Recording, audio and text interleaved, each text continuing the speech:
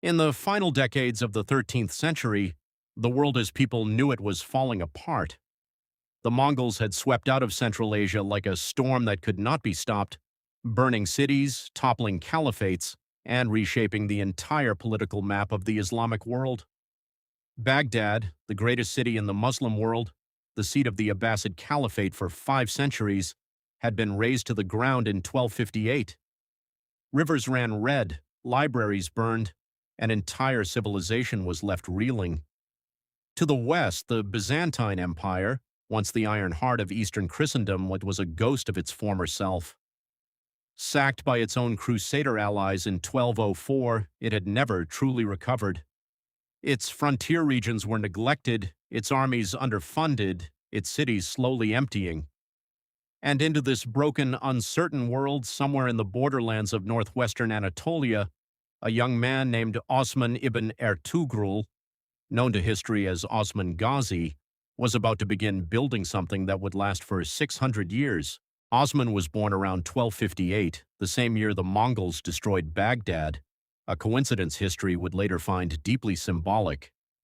He was born in Soğut, a modest frontier settlement in what is now northwestern Turkey, to a family of tribal leaders from the Kaya branch of the Oghuz Turks.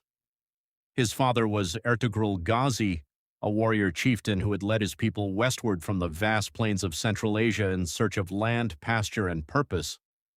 Ertugrul had earned a place of honor as a frontier vassal of the Seljuk Sultanate of Rum, the Turkish kingdom that governed much of Anatolia. It was not a glamorous position.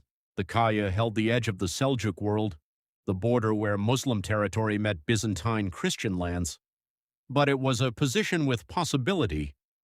Osman grew up in a world of horses, raids, loyalty, and faith.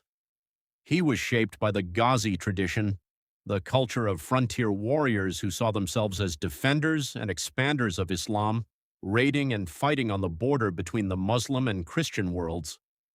When his father Ertugrul died around 1280 or 1281, Osman stepped into leadership of the tribe while still a young man, probably in his early 20s. The inheritance was not wealth or a great army. It was a tribe, a piece of borderland, and an opportunity that most people in his position would have missed entirely. To understand how Osman built what he built, you have to understand the extraordinary moment in history he was born into.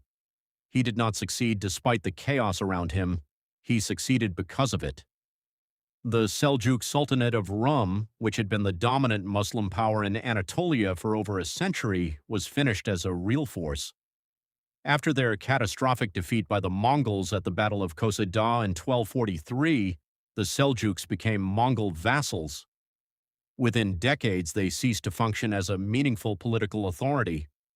The land they once controlled fragmented into a patchwork of small independent Turkish principalities called beyliks, each ruled by a local warlord and each competing for territory, resources, and legitimacy. Osman's beylik was not the largest or the most powerful, but it occupied a unique position, right on the frontier, right against the Byzantine borderlands.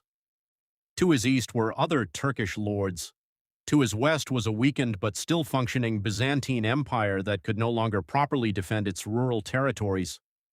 That border region, contested, violent, and full of opportunity, would become the engine of everything Osman built. The Byzantine frontier in this period was not a hard military line. It was a blurry zone of mixed populations, abandoned villages, neglected fortresses, and local Christian lords who were increasingly on their own. Osman understood this instinctively, and he moved into that space with patience and deliberate skill.